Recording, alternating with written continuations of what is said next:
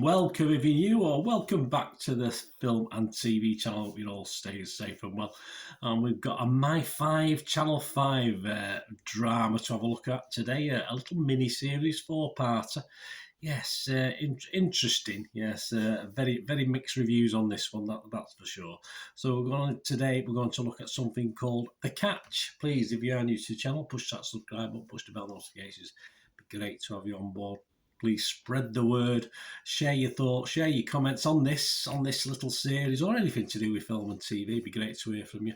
And if you are pushing buttons there, that notification button or that subscribe button, I'm trying to get between 10 and 15, target 10 and 15 likes for these vlogs. So you can give us a little, just remember to give us a little thumbs up. It'd be very much appreciated. Try and get me to that target. Thank you very much. Right, it won't be a long one this today, because not many critics have had a little peek at this. I did actually see Don Robinson, DVD Fever. I don't think he was overly impressed. I think he stopped watching after episode 1. So that doesn't bode well, does it? Although he can be a bit miserable at times, old Dan.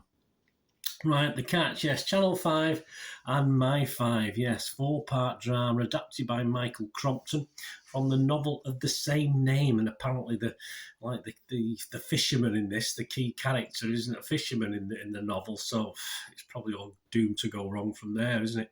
The novel was written by T.M. Logan, published in 2020. I mean, I do listen to a lot of audio books, a lot of... I'm an avid reader, but I tend to listen rather than read at the moment, just for time constraints. And you watch something like this.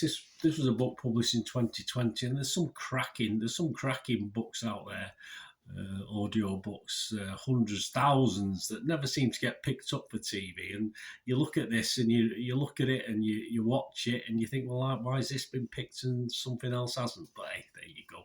Let's get a bit more into that later. This stars Jason Watkins as Ed Collier, Anna Bernard as Ryan Wilson, Poppy Gilbert as Abby Collier, Kathy Belton as Claire Collier, Brenda Fricker as Phyllis Doyle, Mrs. Doyle, Jade Jordan as Katz, and Tracy Wiles as D.I. Jenny Not Yet. I'm not impressed with the police characters in this. They're a bit rubbishy, in fairness. The first episode was broadcast on Channel 5 on the 25th of January, so it's carried on weekly from then. There's another episode to do as I'm recording this. I'm recording this on the 11th of February 2023, 1 p.m, so all these comments are as at that time. And of course, it is available to watch all 4 episodes on MY5. If you're outside of the UK, just check your streaming sites.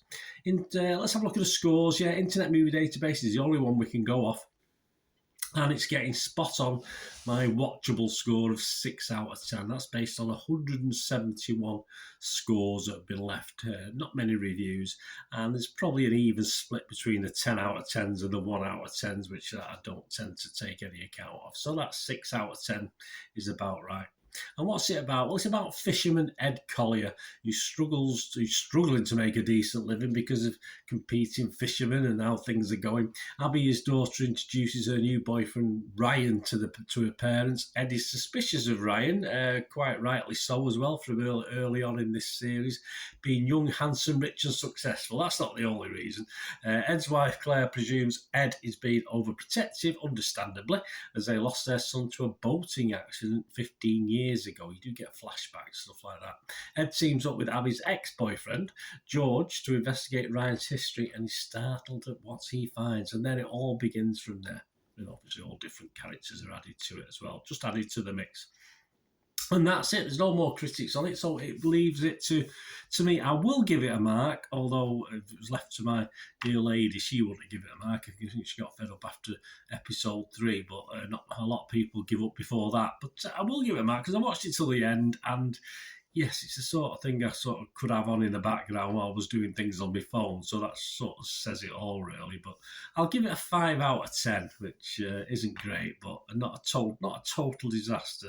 If you've never seen a British drama thriller, I mean, it might be all right. But if you've seen them, we've been here before. Nice to see Brenda Fricker, of course. I mean, she plays a role of an elderly relative with dementia. And it seems most UK dramas have to have an elderly relative with dementia. Nothing wrong in this in itself, but yeah, it does have a little bit of relevance to the story, not significant. Yeah, but like the plot, unfortunately, it's not. There's nothing new, sadly, in this horrible condition, of course, but in dramas and films these days. Nothing new in that, or clever in the script for this one.